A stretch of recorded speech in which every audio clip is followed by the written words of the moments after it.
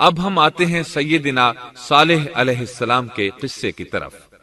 دن گزرتے گئے اور لوگ ایک بار پھر ابلیس لعین کے وسوسے میں آ کر کفر کی طرف پلٹ آئے، کیونکہ ابلیس کسی بھی شخص کو وسوسے میں ڈالے بغیر نہیں چھوڑتا۔ اس طرح ایک بار پھر کفر پھیل گیا، چنانچہ اللہ نے ان کی ہدایت کے لیے صالح علیہ السلام کو مبعوث فرمایا۔ یہ سمود کے پوتوں میں سے ایک عربی نبی تھے۔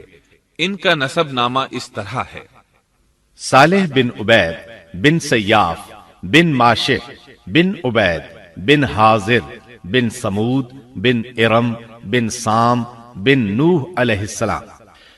گویا صالح علیہ السلام کا تعلق قوم سمود سے تھا، اور یہ قوم عاد کی نسل سے تھی۔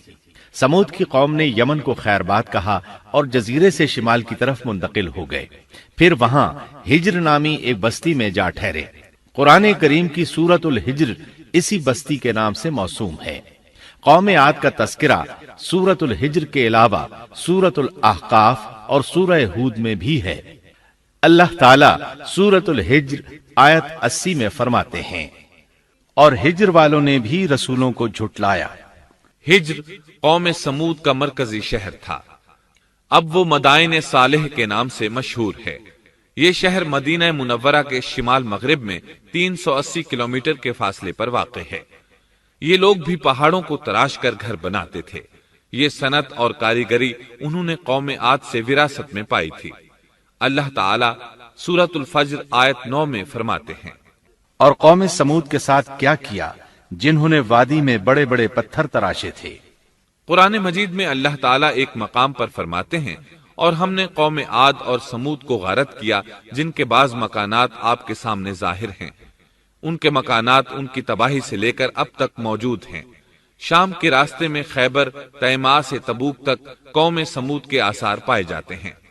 یہ لوگ کس طرح پتھر تراش کر گھر بناتے تھے، اللہ تعالیٰ نے سورۃ الاعراف آیت 74 میں اس کا ذکر کیا ہے۔ اس وقت کو یاد کرو جب اللہ تعالیٰ نے تمہیں قوم عاد کے بعد جانشین بنایا اور تمہیں زمین پر رہنے کا ٹھکانہ دیا کہ نرم زمین پر محل بناتے ہو اور پہاڑوں کو تراش کر ان میں گھر بناتے ہو۔ سو اللہ کی نعمتوں کو یاد کرو اور زمین میں فساد مت پھیلاؤ۔ یہ آیت ان کی طاقت، جسم کی صلاحیت اور ماہر فن ہونے پر دلیل ہے۔ پہاڑوں کو تراشنا دراصل قوم عاد کی عادت تھی۔ یہ بھی چونکہ انہی سے تھے، اس لیے وراثت میں یہ کام انہیں بھی آ گیا تھا۔ جس طرح اللہ نے عاد کو اپنی نعمتوں سے نوازا تھا، اسی طرح سمود کو ان سے بڑھ کر نعمتیں دی تھی۔ اللہ تعالیٰ صالح علیہ السلام کی زبانی ان سے فرماتے ہیں، اے قوم سمود، کیا تمہیں ان چیزوں میں بے فکری سے رہنے دیا جائے گا، یعنی باغات، چشموں، کھیتوں اور کھجوروں میں جن کا خوشہ ملائم ہے، اور تم پہاڑوں کو تراش کر پرتکلف گھر بناتے ہو، پس اللہ سے ڈرو اور میرا کہنا مانو۔ لیکن ان لوگوں نے ہر طرح سے قوم عاد کی پیروی کی، نصیحت پکڑنے کی بجائے بتوں کی عبادت شروع کر دی۔ اللہ نے ان کے درمیان صالح علیہ السلام کو مبعوث فرمایا۔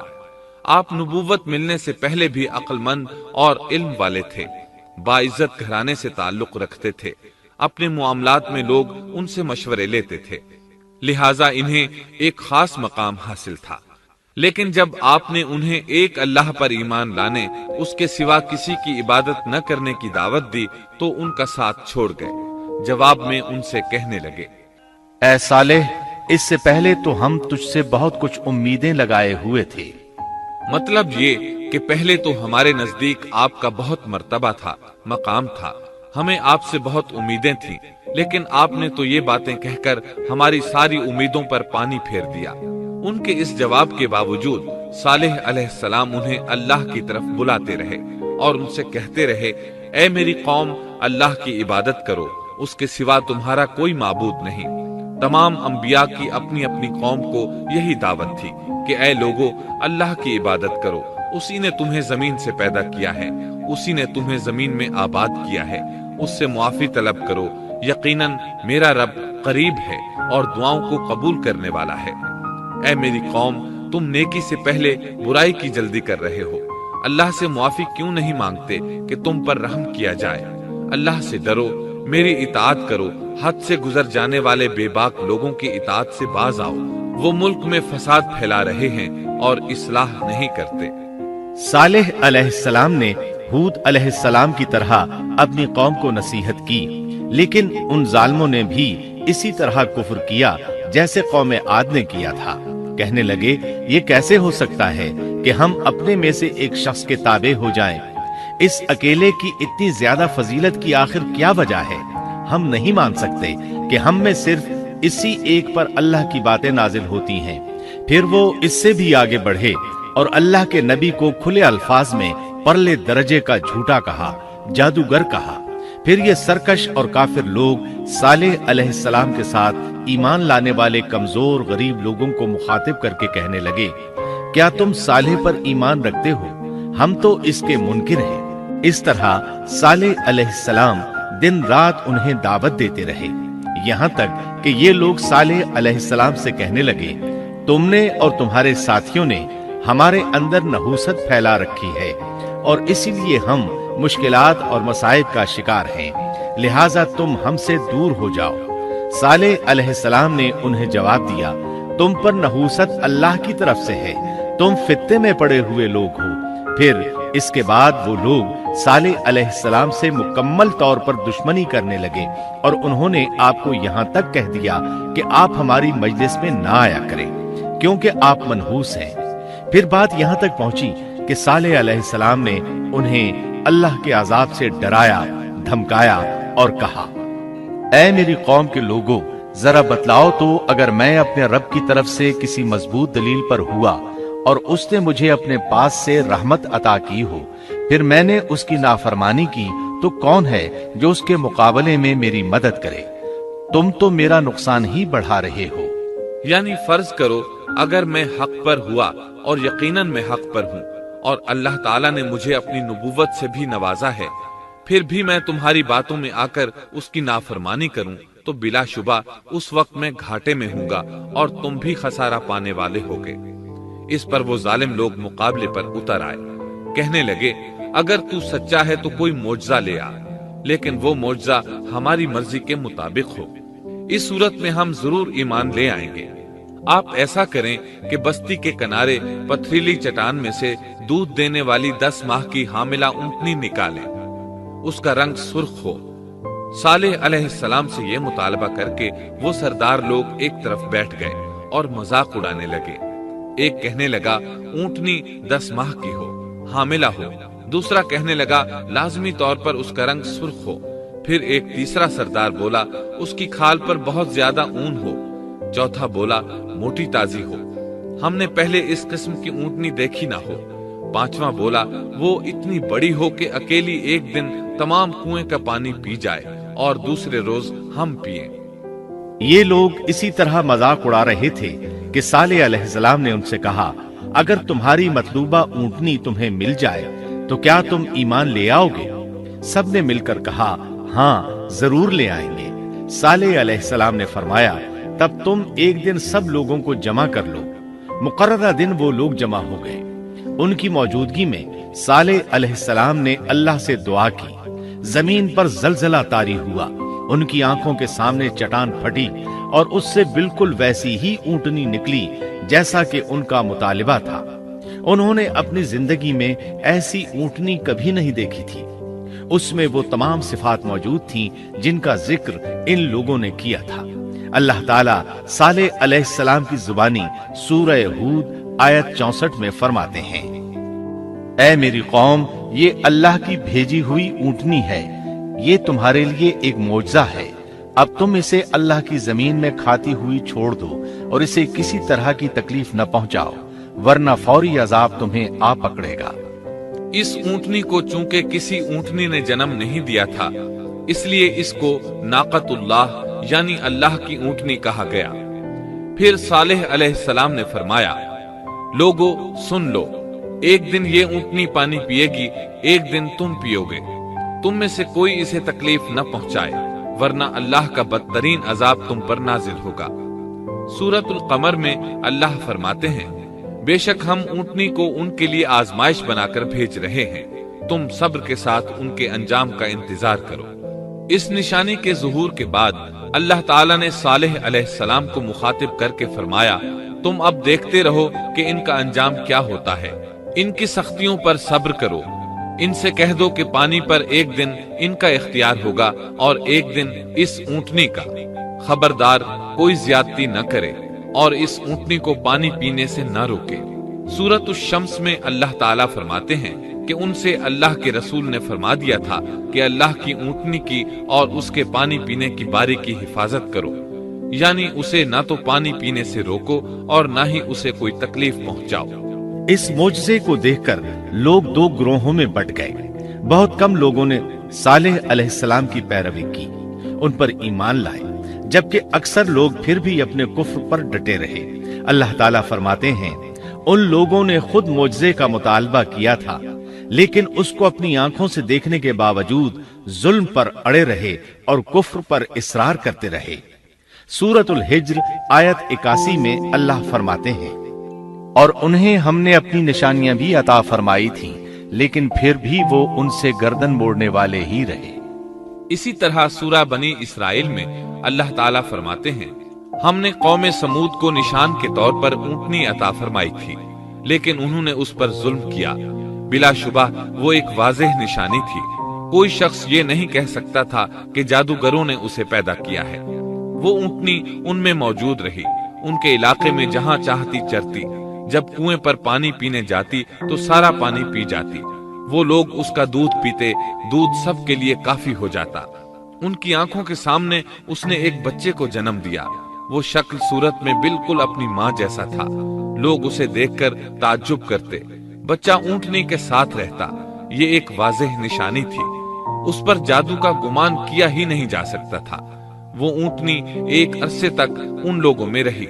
اللہ فرماتے ہیں، ہم نے قوم سمود کو بطور نشان کے ایک اونٹنی دی تھی، لیکن انہوں نے اس پر ظلم کیا، حالانکہ یہ نشانیاں ہم لوگوں کو ڈرانے کے لیے ہی بھیجتے ہیں۔ وہ لوگ اس اونٹنی کو دیکھ کر متعجب ضرور ہوئے، لیکن ایمان پھر بھی بہت کم لوگ لائے، حالانکہ اس نشانی کے بعد انہیں چاہیے تھا ایمان لے آئے۔ پھر ایک دن قوم کے سرداروں نے مشورہ کیا کہ اگر ہم نے صالح کو اسی طرح چھوڑ دیا تو کہیں لوگ ہمیں نہ چھوڑ دیں اور صالح کے پیروکار بن جائیں۔ اس اونٹنی نے تو ہمیں مصیبت میں ڈال دیا ہے، ہم پورا ایک دن پانی کو چھو بھی نہیں سکتے، کیونکہ یہ سارا دن پانی پیتی رہتی ہے۔ پھر یہ اس قدر دیو ہیکل ہے کہ اسے دیکھ کر ہماری بکریاں بھاگ جاتی ہیں، اونٹ اسے دیکھ کر خوفزدہ ہو جاتے ہیں، لہٰذا ہمیں چاہیے کہ اس سے چھٹکارا حاصل کر لیں۔ وہ آپس میں مشورہ کرتے رہے، آخر انہوں نے ایک آدمی منتخب کیا۔ مورخین کا اس پر اتفاق ہے کہ اس کا نام قدار بن سالف تھا، اس کے ساتھ اس کا ایک ساتھی بھی تھا۔ ان دونوں نے مل کر اونٹنی کو قتل کیا۔ اللہ تعالیٰ سورۃ القمر آیت 29 اور 30 میں فرماتے ہیں، پھر انہوں نے اپنے ساتھی کو بلایا، تب اس نے ہاتھ بڑھایا اور اس کی کونچیں کاٹ دی، پھر دیکھا ہمارا عذاب اور ڈراوا کیسا تھا۔ اس قدار کے بارے میں نبی کریم صلی اللہ علیہ وسلم کا ارشاد ہے کہ پہلے لوگوں میں سے سب سے زیادہ بدبخت یہی تھا۔ اللہ تعالیٰ نے قرآن مجید میں اس کا ذکر یوں فرمایا ہے، فَنَادَوْا صَاحِبَهُمْ، پھر انہوں نے اپنے ساتھی کو پکارا۔ سورۃ الشمس میں اللہ فرماتے ہیں، اِذِ انبَعَثَ أَشْقَاهَا، جب ان میں بڑا بدبخت شخص اٹھ کھڑا ہوا۔ یہ بدبخت قدار اٹھا، اپنے ساتھی کو ساتھ لیا اور اونٹنی کو قتل کرنے کے لیے تیار ہو گئے۔ آپس میں مشورہ ہوا کہ یہ نہ کہا جائے ہم نے اسے قتل کیا ہے۔ اس طرح باقی لوگوں نے بھی ان سے اتفاق کیا۔ اللہ تعالیٰ سورہ نمل آیت 48 میں فرماتے ہیں، اور اس شہر میں 9 آدمی ایسے تھے جو زمین میں فساد کرتے تھے اور اصلاح نہیں کرتے تھے۔ مطلب یہ کہ یہ لوگ فساد کی انتہا کو پہنچے ہوئے تھے، ان میں بھلائی نام کو نہیں تھی اور نہ ان کا فساد کی اصلاح کا ارادہ تھا۔ بخاری، مسلم اور مسند احمد کی ایک حدیث میں ہے، رسول اللہ صلی اللہ علیہ وسلم نے ایک بار اپنے خطبے میں اس اونٹنی اور اسے مار ڈالنے کا ذکر فرمایا۔ آیت اِذِ انبَعَثَ أَشْقَاهَا کی تلاوت کرتے ہوئے فرمایا کہ جیسے ابو زمعہ تھا، اسی جیسا یہ شخص بھی اپنی قوم میں عزیز، دلیر اور بڑا آدمی تھا۔ تمام لوگوں نے اس بدبخت کے ساتھ عہد کیا اور اسے یقین دہانی کرائی کہ اگر تمہارے ساتھ کسی نے برائی کا ارادہ کیا تو تمام قوم تمہاری حمایت میں اٹھ کھڑی ہوگی۔ اس یقین دہانی کے بعد یہ بدبخت اونٹنی کے انتظار میں بیٹھ گئے۔ اونٹنی پہاڑ کی طرف سے آتی تھی اور پانی پی کر واپس چلی جاتی تھی، یہی اس کا معمول تھا۔ جب ان لوگوں نے چٹان سے اونٹنی کو نکلتے دیکھا تو اچانک حملہ کرنے کے لیے آگے بڑھے، لیکن اس کا جثہ دیکھ کر خوفزدہ ہو گئے، الٹے پاؤں بھاگے۔ بدبخت قدار نے اپنے ساتھیوں کی یہ حالت دیکھی تو ہنس پڑا اور آگے بڑھ کر اونٹنی کی ران میں تیر مارا۔ اس سے اونٹنی کی ران کی ہڈی ٹوٹ گئی اور وہ نیچے گر گئی۔ پھر اس ظالم نے اپنے ساتھیوں کو آواز دی اور آگے بڑھ کر اونٹنی کی کونچیں کاٹ دی۔ سورۃ الشمس میں اللہ تعالیٰ فرماتے ہیں، ان لوگوں نے اپنے پیغمبر کو جھوٹا سمجھ کر اس اونٹنی کی کونچیں کاٹ دی، پس ان کے رب نے ان کے گناہوں کے باعث ان پر ہلاکت ڈالی اور پھر ہلاکت کو عام کر دیا اور اس بستی کو برباد کر دیا۔ اونٹنی کی کونچیں کاٹ دیے جانے کے بارے میں اللہ تعالیٰ ایک دوسرے مقام پر فرماتے ہیں کہ پس انہوں نے اونٹنی کو مار ڈالا اور اپنے پروردگار کے حکم سے سرتابی کی اور کہنے لگے، اے صالح، جن عذابوں سے تو ہمیں دھمکاتا رہتا تھا، اگر تو واقعی پیغمبر ہے تو ان عذابوں کو ہم پر نازل کرا دے۔ اونٹنی پر حملہ ہوتے ہی اس کا بچہ بھاگ نکلا تھا۔ وہ پہاڑ کی چوٹی پر چڑھ گیا، 3 مرتبہ بلبلایا۔ یہ بدبخت اس کے پیچھے بھاگے اور آخر اسے بھی قتل کر دیا۔ پھر تمام بستی والے جمع ہوئے، اونٹنی اور اس کے بچے کا گوشت تیار کیا اور مزے کے ساتھ اس کو کھایا۔ اس جرم میں ان سب نے شرکت کی، البتہ جو لوگ صالح علیہ السلام پر ایمان لے آئے تھے وہ الگ تھلگ رہے۔ صالح علیہ السلام کو جب یہ خبر ملی تو وہ گھبرائے ہوئے اونٹنی کے پاس پہنچے۔ اونٹنی بے جان پڑی تھی، اس کا بچہ بھی بے جان تھا۔ لوگ ان کے گرد جمع تھے اور ان کا گوشت کھا رہے تھے۔ اس وقت صالح علیہ السلام نے ان سے کہا، اس پر صالح نے کہا کہ اچھا تم 3 دن تک اپنے گھروں میں رہ سہ لو، یہ وعدہ جھوٹا نہیں ہے۔ مطلب یہ کہ تمہیں صرف 3 دن کی مہلت ہے، اس کے بعد تم سب کے سب ہلاک کیے جاؤ گے۔ وہ صالح علیہ السلام کی بات کو رد کرتے ہوئے انہیں دھمکیاں دینے لگے کہ جن عذابوں کا تو ہم سے وعدہ کر رہا ہے، اگر تو سچا ہے تو ان کو ہم پر نازل کر دے۔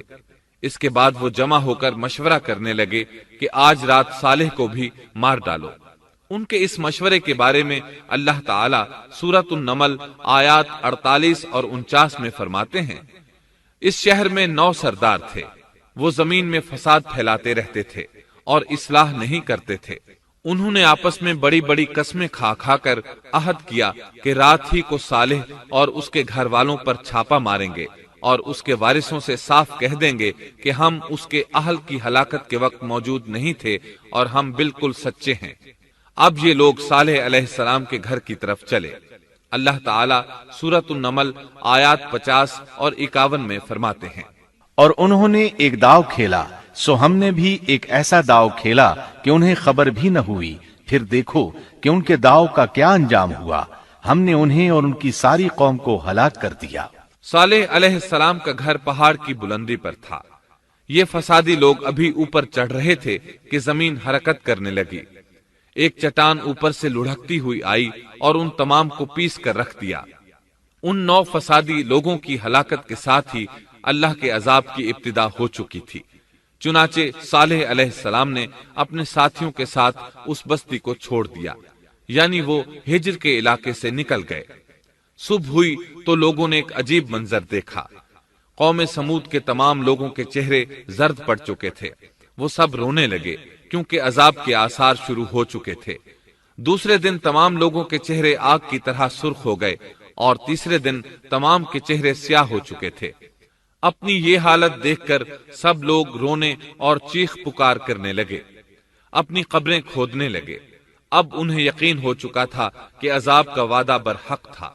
اللہ تعالیٰ نے انہیں پہلی قوموں کی طرح ایک قسم کا عذاب نہیں دیا تھا، جیسے قوم نوح کو صرف طوفان کے ذریعے ہلاک کیا گیا، قوم عاد کو صرف طوفانی ہوا کے ذریعے ہلاک کیا گیا، لیکن قوم سمود کو اللہ تعالیٰ نے طرح طرح کے عذابوں سے دوچار کیا، اس لیے کہ انہوں نے اپنی مطلوبہ شرط پوری ہونے کے باوجود ایمان قبول نہیں کیا تھا۔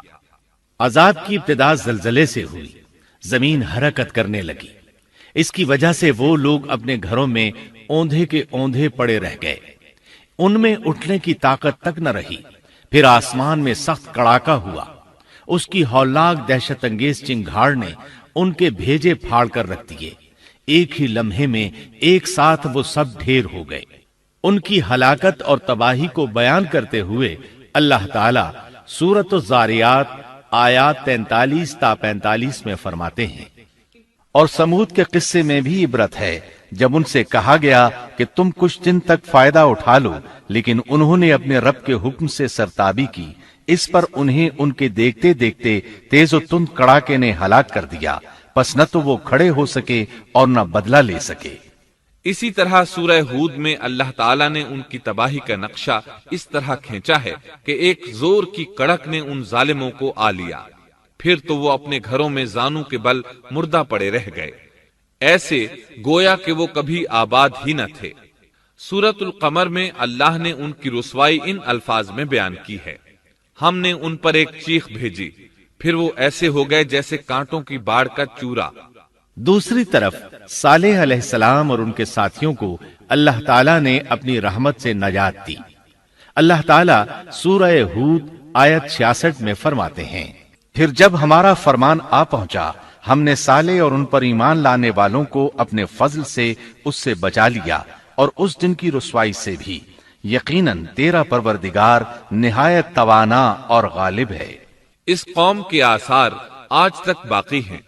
مدینہ منورہ کے شمال مغرب میں ان کے گھر موجود ہیں۔ اب یہ علاقہ مدائن صالح کے نام سے مشہور ہے۔ سورۃ النمل میں اللہ تعالیٰ فرماتے ہیں، پس یہ ان کے گھر ہیں جو ان کے ظلم کے سبب ویران پڑے ہیں، بے شک اس میں دانش مندوں کے لیے نشانیاں ہیں۔ اللہ تعالیٰ نے ان کے نشانات کو آج تک باقی رکھا ہے تاکہ بعد میں آنے والوں کو یقین ہو جائے اور کسی قسم کا شک نہ رہے۔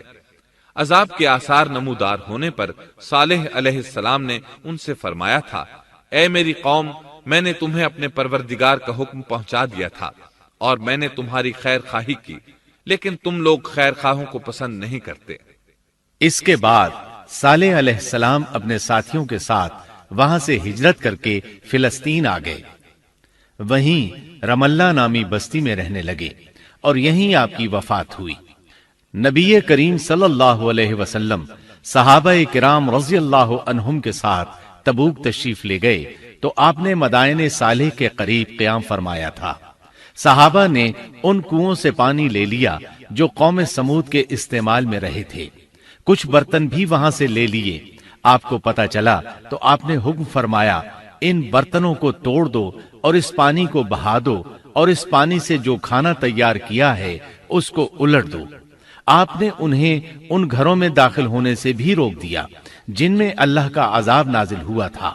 آپ صلی اللہ علیہ وسلم نے فرمایا، میں ڈرتا ہوں تم پر بھی ایسا عذاب نہ آ جائے جیسا ان پر آیا تھا، اس لیے ان کے علاقے میں داخل نہ ہوا کرو، اور اگر داخل ہونا پڑ جائے تو روتے ہوئے داخل ہوا کرو، اور رونا نہ آئے تو رونے جیسی شکلیں بنا لیا کرو تاکہ تمہارا شمار ظالموں میں نہ ہو۔ اللہ تعالیٰ فرماتے ہیں، آگاہ رہو، قوم سمود نے اپنے رب سے کفر کیا، سن لو ان سمودیوں پر پھٹکار ہے۔ قرآن میں ان کا قصہ 26 سے زائد مرتبہ بیان کیا گیا ہے۔ اس کے بعد لوگ ایمان کی حالت میں امن چین کی زندگی بسر کرنے لگے، لیکن پھر نئے سرے سے ان میں خرابی پیدا ہوئی۔ شیطان نے پھر اپنا کام دکھایا، ان کے دلوں میں وسوسہ ڈالا اور فلسطین، عراق، مصر اور جزیرے کے نواحی علاقوں میں شرک پھیل گیا۔ لوگ ایک بار پھر کفر کی طرف پلٹ پڑے۔ اس پورے قصے میں چند عبرتیں ہیں، آئیے ذرا ان کا بھی ذکر ہو جائے۔ اللہ تعالیٰ کی اونٹنی اگرچہ سیدنا صالح علیہ السلام کی نبوت کا ایک نشان تھی، ان کی سچائی کا ثبوت تھی، لیکن قرآن کریم کی وضاحت یہ ہے کہ وہ قوم سمود کی آزمائش کے لیے تھی اور وہی ان کی ہلاکت کا نشان ثابت ہوئی، جیسا کہ سورۃ القمر میں اللہ تعالیٰ فرماتے ہیں، بے شک ہم اونٹنی کو ان کی آزمائش اور امتحان کے لیے بھیجنے والے ہیں، پس تو ان کے انتظار میں رہ اور صبر اختیار کر۔ سنت اللہ یہ رہی ہے کہ اگر وہ اپنے پیغمبر کو کسی قوم کی ہدایت کے لیے بھیجے اور قوم اس کی ہدایت پر کان نہ دھرے تو ضروری نہیں کہ وہ قوم ہلاک کر دی جائے، لیکن جو قوم اپنے نبی سے اس وعدے پر نشان طلب کرے کہ اگر ان کا مطلوبہ نشان ظاہر ہو گیا تو وہ ایمان لے آئیں گے، اور پھر نشان آ جانے کے بعد وہ ایمان نہ لائے تو اس قوم کی ہلاکت یقینی ہے۔ اللہ تعالیٰ پھر اس قوم کو معاف نہیں کرتے جب تک کہ وہ تائب نہ ہو جائے اور اللہ کے دین کو قبول نہ کرے، یا عذاب الہی سے صفائے ہستی سے مٹ کر دوسروں کے لیے عبرت کا نشان بن جائے۔ لیکن اس سنت سے نبی کریم صلی اللہ علیہ وسلم کی امت مستثنا ہے، اس لیے کہ آپ صلی اللہ علیہ وسلم نے وضاحت فرمائی ہے، میں نے اللہ تعالیٰ سے دعا مانگی ہے کہ اللہ تعالیٰ میری امت میں عذاب عام مسلط نہ فرمائے، اور اللہ نے میری دعا قبول فرما لی۔ قرآن میں اللہ تعالیٰ نے نبی کریم صلی اللہ علیہ وسلم کی اس بات کی یوں تصدیق کی ہے، اے رسول، اس حال میں کہ تو ان میں موجود ہے، اللہ تعالیٰ ان کافروں پر عذاب مسلط نہیں کرے گا۔ اور یہ ایک خطرناک غلطی ہے، نفس کا دھوکہ ہے کہ انسان عیش و عشرت اور دنیاوی جاہ و جلال کو دیکھ کر یہ خیال کر بیٹھے، یہ گمان کر لے کہ جس قوم یا فرد کے پاس یہ سب کچھ موجود ہے وہ ضرور اللہ تعالیٰ کے سائے میں ہے، اور یہ کہ ان کی یہ خوش عیشی اس بات کی علامت ہے کہ اللہ تعالیٰ کی خوش نودی ان کے ساتھ ہے۔ یہ نفس کا دھوکہ ہے، غلط فہمی ہے، بلکہ کج فہمی ہے۔ قرآن کریم کے اس واقعے میں جگہ جگہ اس بات کی وضاحت ہے کہ بعض اوقات زیادہ سے زیادہ خوش عیشی زیادہ سے زیادہ عذاب کا پیش خیمہ ثابت ہوتی ہے، اگرچہ قوموں کے لیے اس کی مدت چند ماہ یا چند سال نہیں بلکہ گھبرا دینے والی مدت ہی کیوں نہ ہو، مگر ہر قسم کی دنیاوی کامیابیوں اور خوش عیشیوں کے ساتھ جب ظلم، سرکشی اور غرور کسی قوم کا مستقل شعار بن جائے تو سمجھ لو اس کی تباہی اور ہلاکت کا وقت قریب آ پہنچا۔ اللہ تعالیٰ فرماتے ہیں، تیرے رب کی پکڑ بہت سخت ہے، لیکن اس کے ساتھ ہی یہ بات بھی ہے کہ کسی قوم میں تمام تر خرابیوں کے باوجود اگر قوم سے اکثر افراد اللہ کے شکر گزار ہوں، اس کے بندوں کے ساتھ انصاف کرنے والے اور آپس میں نیک نیت اور خیر خواہی کرنے والے ہوں تو بلا شبہ وہ اللہ کے ہاں مقبول بندے ہیں، اور انہی کو دنیا اور آخرت کی کامیابیوں کی بشارت ہے، اور انہی کے لیے یہ دنیاوی عیش اللہ کی بے انتہا نعمتوں کی علامت ہے۔